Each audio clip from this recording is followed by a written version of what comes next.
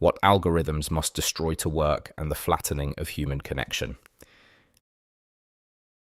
Every digital platform that mediates human connection has to flatten it first, and the cost of that compression is something we still haven't reckoned with. There's a thing that happens when you're standing somewhere genuinely stunning, some landscape that stops you mid-step, and you reach for your phone to take a picture. You frame it, you tap the shutter, you look at the result, and it's just not that. The picture might even be good, but it doesn't look anything like what you're seeing. There's something missing, something the camera can't hold. I've been turning that feeling over for years now because I think it's pointing at something much larger than photography. It's pointing at a fundamental limitation of digital mediation, one that runs through every platform we've built to connect people at scale, and one we keep pretending doesn't exist. The compression problem. Digital, by definition, computes human expression. It takes something continuous, something alive with infinite variables, and it reduces it to something a machine can process. It always takes something away. It's always going to compress something. It's always going to remove something. This isn't a bug. It's the mechanism. It's how the thing works. Consider live music versus a record. A live performance has something a recording can never have because the record is going to play the same way every single time. There's no room for expression, no room for any finite variable, any time-bound variable to enter the equation. The performer's mood, the acoustics of the room, the cough from the third row that shifts the timing of a phrase by half a second, all of that's gone. The record is perfect in the way that only dead things are perfect. It's fixed. And in being fixed, it's lost something essential. Now scale that same principle to human relationships. What gets lost in the flattening? The thing is, human relationships have always been mediated. That's not new. They've been mediated by geography, by religious institutions, by family, workplaces, by mutual friends. But none of those mediators required the same sacrifice that digital ones do. What makes digital mediation different is the mechanism. To process relationships at scale, algorithms have to flatten people into signals, engagement patterns, keyword matches, behavioral data. Multi-dimensional human beings get compressed into something software can handle, and what's lost in that compression is far more than we tend to acknowledge. Take the mutual friend as an example. If someone introduces you to a friend of theirs, that friend can account for nuance. They can say, look, he seems quiet at first, but give him 20 minutes and he's the funniest person in the room.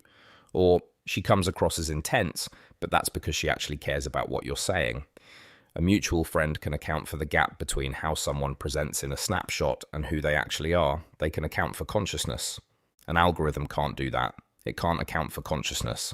It can process signals, how long someone looked at a profile, which photos got the most engagement, what keywords appear in a bio. But the distance between those signals and the actual texture of a human being is enormous. And that distance is where everything that matters about connection actually lives. The neurological cost. If your brain acclimatizes to swiping through TikTok or Instagram reels, to consuming human beings as content at the rate of one every 3 seconds, how is it supposed to cope with the slowness of real relationships? The patience required, the ambiguity, the discomfort of sitting with someone and not knowing where a conversation is going. There's a parallel I keep coming back to between social media's effect on our neurology and the documented effects of pornography. Both involve the overstimulation of reward systems through compressed, mediated versions of something that's supposed to be experienced in full fidelity. Both create a gap between expectation and reality that makes the real thing feel somehow insufficient. And both operate through the same basic mechanism. Take something complex, strip it down to its most stimulating signals, and deliver those signals at a frequency the brain wasn't designed to cope with. The infinite scroll is part of this. TikTok, Instagram, all of them. You never have the experience of closing the loop. There's no moment where you've finished, no moment where the thing is done and you can set it down. It's an unclosed loop running constantly, and I think that hidden absence of completion is doing more damage to mental health than the content itself. Creation doesn't fix it either. Here's what surprised me. I've gone from something like 100% content consumption to now roughly 90% content creation, and I don't feel any better for it. I thought the problem was passivity. I thought if I switched from consuming to creating, from scrolling to making, the flatness would lift. But it hasn't, not fundamentally, because the medium itself is the issue. Whether you're consuming compressed human expression or producing it, you're still operating within a system that can't hold the full thing. Every time I log into Substack or LinkedIn, it's just the same stuff. An ocean of content that's been processed into the same shape, the same cadence, the same optimized structure. The creation side is arguably worse in some ways because it adds a layer of performance. You're not just experiencing the compression, you're actively compressing yourself, flattening your own thinking into formats the algorithm can distribute. The Instagram spot problem. There's a telling behavior around those famous Instagram spots, the locations that become popular specifically because they photograph well. People travel to them, but I'm not convinced they're going to experience the place. They're going to acquire the asset, the photo, the proof of having been there. It's a kind of status collection, trophies on a digital shelf. The experience itself, the actual standing in a place and being stunned by it part, is almost incidental. The platform has inverted the relationship between experience and documentation. The documentation is the point. The experience is just the means of production. And this connects back to the compression problem, because what you end up with is a photograph that doesn't capture what was there, shared on a platform that compresses it further, consumed by people scrolling past it in under a second. At every stage, something is stripped away. The landscape becomes a rectangle. The rectangle becomes a thumbnail. The thumbnail becomes a data point in an engagement metric. What previous mediators preserved? Geography mediated relationships by limiting who you could meet, but it didn't flatten the people you did meet. A church mediated relationships through shared ritual and moral framework, but it didn't reduce its members to swipeable profiles.